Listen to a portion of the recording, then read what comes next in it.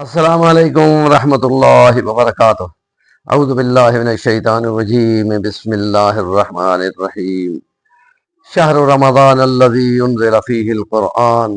ھدی للناس وبینات من الھدی والفرقان، وقال اللہ تعالی انا انزلناہ فی لیلۃ القدر وما ادراک ما لیلۃ القدر، لیلۃ القدر خیر من الف شہر، تنزل الملائکۃ والروح فیہا بإذن ربہم من کل امر سلام ہی حتی مطلع الفجر۔ صدق اللہ العظیم۔ رمضان المبارک وہ مہینہ ہے کہ جس میں تمام انبیاء پہ اللہ نے کتابیں اتاری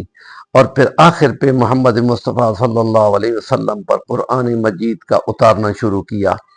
اور اسی میں ایک رات ہے جس کو 1000 مہینے کے برابر کہا گیا ہے۔ 1000 مہینے سے زیادہ عبادت کے اعتبار سے 83 سال اور 4 ماہ سے زیادہ کی عبادت اللہ پاک سے بندے کو اگر مل جائے، اور یہ بہت نیکی ہے۔ اور اس میں نبی پاک صلی اللہ علیہ وسلم کا بخاری شریف میں ایک فرمان ہے کہ اس رات کو طاق راتوں میں تلاش کرو، اور یہ عام مشہور ہے کہ 27 کی رات کو ہوتا ہے۔ ٹھیک ہے، عبداللہ اوئی بن عبداللہ ایک صحابی ہیں جو پہلے یہودی مذہب میں عالم تھے اور پھر وہ اسلام پہ آئے، اور وہ ایک قسم اٹھا کے کہتے ہیں کہ 27 رمضان میں یہ رات ہوتی ہے، لیکن نبی پاک کا فرمان بخاری شریف میں جو ہے 2017 یعنی 2017 حدیث میں ہے کہ یہ ہر سال الگ دنوں پہ موقوف ہے۔ اور ایسا بھی ہے کہ نبی پاک صلی اللہ علیہ وسلم نے 21 کی رات میں، جس میں بارش ہو گئی تھی اور آپ نے سجدہ کیا اور کیچڑ آپ کے ماتھے پہ لگا ہوا تھا، اور اس رات میں لیلۃ القدر ملی تھی، اور کبھی وہ 27 میں ملتی ہے، کبھی وہ 23 میں ملتی ہے۔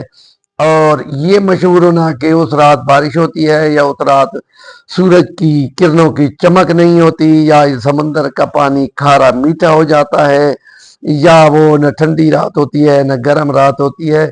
اس چیز کا تعلق مختلف تجربوں کے ساتھ ہو سکتا ہے، فرمان کے ساتھ نہیں ہو سکتا۔ تو اس لیے حضور کا فرمان یہی تھا کہ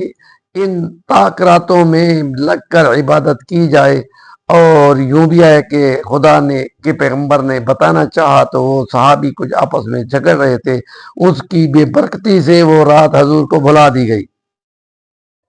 تو پھر یہ مصلحت آئی کہ 21، 23، 25، 27، 29 ان راتوں میں لگ کے عبادت کی جائے تو بندے کا ذوق عبادت اور بندگی خوب ہو سکتی ہے، اور وہ اعتکاف پہ ان کی قسمت اچھی ہے، کچھ دیر سو جاتے ہیں لیکن پھر اٹھ کے عبادات کرنے لگ جاتے ہیں، ذکر اذکار وظائف تلاوت قرآن نوافل میں وہ لگے رہتے ہیں، تو وہ یہ رات یقیناً پا لیتے ہیں۔ اور باقی لوگ بھی پا سکتے ہیں، کچھ ٹائم ریسٹ کر لیں اور پھر اٹھ کر تراویح بھی سنیں اور سحری بھی کھائیں، اور اسے 1 گھنٹہ پہلے عبادات کر لیں اور نماز تسبیح پڑھ لیں یا نوافل پڑھ لیں، تو یہ رات عبادت کے لیے ہے، مخصوص ہے۔ یہ اس کو کسی خاص رات کے ساتھ اس کو تعین کرنا یہ فرامین نبی پاک کے خلاف ہے۔ ہمارے چینل کا نام ہے صفی الوانی، ضرور سبسکرائب کریں اور کام کی بات کا کمنٹ ضرور دیا کریں، اور جو نیکی کی بات کو آگے بڑھاتا ہے اس کا اتنا ہی ثواب ہے جتنا کہ بیان کرنے والے کا ہوتا ہے۔ اس کے لیے حدیث مبارکہ ہے کہ الدال علی الخیر کفاعلہ، بات کو نیکی کو آگے پہنچانے والا اتنا ہی وہ مستحق ہے کہ جتنا اس کو بیان کرنے والا ہوتا ہے۔